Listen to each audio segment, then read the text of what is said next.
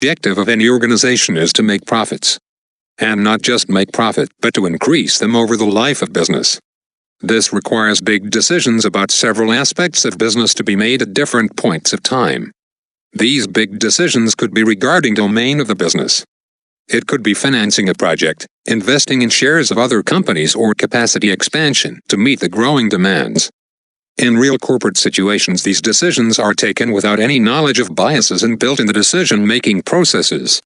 These could be hindsight bias, confirmation bias, anchoring bias, self-serving bias, and loss aversion. These biases often lead to executives either running away from decision-making process, getting stressed, or taking wrong decisions, which in its extreme state can make you jobless.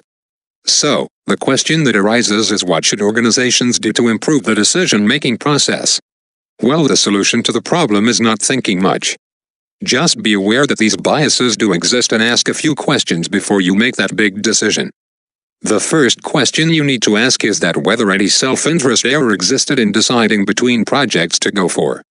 Most of the times, in organizations, the proposals come from different departments like operations, marketing, finance, or even are due to the like-mindedness of executives in any particular department. They go for it without looking into much detail about other aspects of the projects. Most appropriate proposals are those which have been put forth by a well-diversified team. The second aspect to be put emphasis on is affect heuristic. Many a times executives and an organization take up decisions based on how they felt rather than what is the fact. These emotions could be anything like fear, anger, stress, joy, or surprise.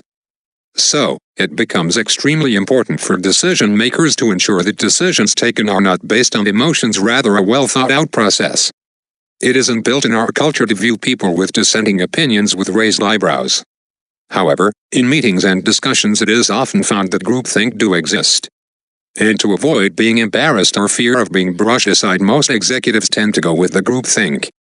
Though there are certain executives who tend to question the status quo, and their opinions should also be seen as important and be seen as a caution. In today's business world with increasing competition and technology, it has not remained a secret as to what our competitors are up to.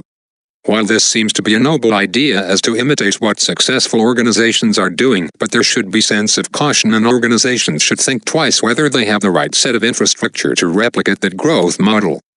While it has been decided by the organization to go for any particular project or way of problem solving, it should be ensured that the organization has well evaluated all possible options available with them. It has been found that in most cases the alternative not adopted is the one which was best for the organization under the present circumstances. With the development of technology, we have clouds of data in addition to rain. So, this question is of more relevance in the present business context than it was ever, that whether all or rather sufficient datasets have been analyzed before coming to a decision, and if not so, there is a risk of looking at just one side of the coin. The problem that social media and many organizations today do face is that of the authenticity of information. So before coming up with a decision, it is worth asking this question: that what is the source of an information on the basis of which the decision is being made, and whether the source is reliable or not. So, from now onwards, each time you have to take a decision, don't think, just ask yourself that whether you have asked yourself these questions or not. Ask yourself these questions and make successful decisions free from any biases, and enjoy decision-making process.